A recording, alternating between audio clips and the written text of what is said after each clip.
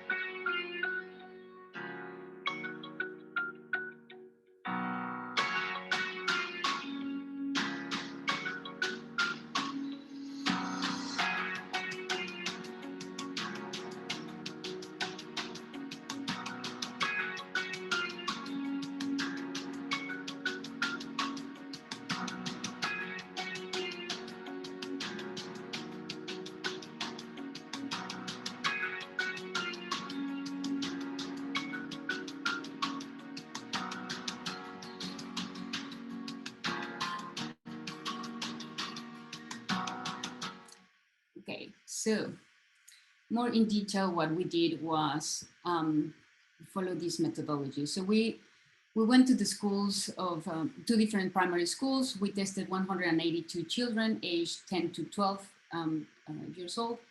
We put them in different groups. So some kids received information through a poster presentation. Another kids received a true video presentation, and the other kids were able to use the virtual reality headsets. The difference were that the kids in the poster presentation, there was a lifeguard there, to present information, and the kids were able to ask questions to the lifeguard. Same with the video. The lifeguard was present in the session, and the kids were able to ask questions. For the virtual reality one, we didn't have anyone like a lifeguard there to answer questions. So it was more a self-learning environment. And that was on purpose because we wanted to see if virtual reality was going to be it's going to be useful for people that it's at their own houses and they can just use the virtual reality headset and they can learn from that. So the session topics in the poster presentation and in all the other ones were reading safety signs. So we developed 4 different videos regarding or about reading safety signs, spotting a rip current, surviving a rip, and asking for help. The same topics were presented for the kids in the video condition, and exactly the same topics for the virtual reality experience. So reading safety signs, spotting a rip, surviving a rip. In this one, I wanted to explain a little bit more. So we could actually, we pretended to put the kids in a rip with a lifeguard. So they were able to see how the rip looks like when you are in the water, and where do you need to look at and what do you need to do. The result, how we test the knowledge, right? So we did a pre-questionnaire to see the level of knowledge that the kids had. Then we did a post-test, post-intervention questionnaire. And then 1 week after, we went to their schools and we tested again, and then 8 weeks after to see if they were able to retain the information. We also measure simulation sickness, sense of presence, and enjoyment. And these are the results. So if you can see in this graph, from the pre-test and post-test intervention, all the 3 groups learn, and all of them maintain their learning throughout the 8 weeks. Talking more specifically about virtual reality, 9 out of 10 participants in the VR session increased their water safety knowledge. And talking about enjoyability levels, 91% of the kids enjoyed virtual reality compared to 61% in the video and 51% in the poster presentation. Feedback from the school teachers found that VR was a useful, engaging, and effective method of learning, and they were explaining to us that it was a really useful thing to actually show things that are really dangerous to explain. They are difficult to explain, and they are dangerous to put the kids in those situations. Sense of presence, we found that with the cardboard headset, 84% of the children reported low to medium sense of presence, and only 15.2% reported high levels of presence. And this may be related to people feel different sense of presence, and also because the technology that we use is the cheapest level, is the cheapest technology. It doesn't generate as much a sense of presence, but with the results, we didn't need that much sense of presence because we had really good learning results. I just want to show you what sense of presence could look like. And this is in a Science Week presentation. So we allowed some participants to use the technology. And I just want to show you this video. So this is the water scene. And the user is actually swimming with the lifeguard while they are like in the video. And yeah, so we had those different types of levels of sense of presence.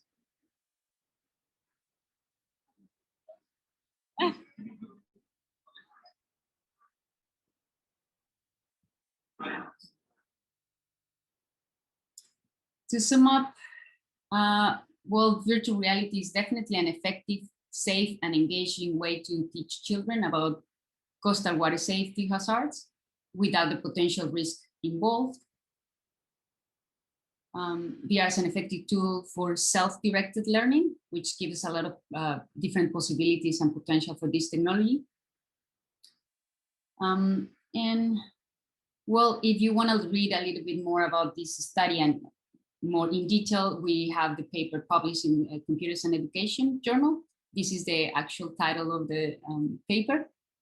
And if not, you can contact me and I can send it to you directly. Future ideas. Well, transfer of learning. We didn't test the transfer of learning from the kids, so we wanted to see if they can transfer what they learn in virtual reality to the real life, and that would be really a useful thing to do. VR interactive experiences. So maybe if we generate a computer-generated environment where the kids can actually interact and make selections of questions, if we include questions in the environment and they can actually take decisions, then it may increase their knowledge. And well, of course, there are some prototypes of doing waterproof headsets at the moment, and that will be another incredible tool to use. I just wanted to talk about, so that's the research that I did, and that's the topic that I was supposed to cover today. But then I received an email mentioning that we may have a little bit more time, so I would like to share with you other types of research that we did with Lifesaving Victoria, and we use virtual reality headsets just to show the potential of this technology in this area of water safety. So we did this is a totally different study with lifeguards.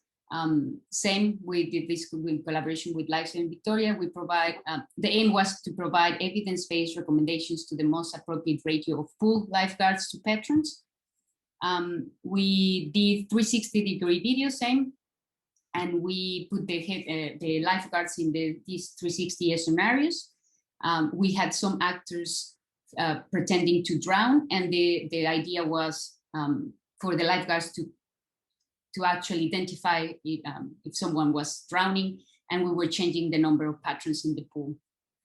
I'm going to show you a little bit of how the videos look like and the technology that we use. So we use eye tracking system. So this dot is where the lifeguard is actually looking at. Let me just play the video.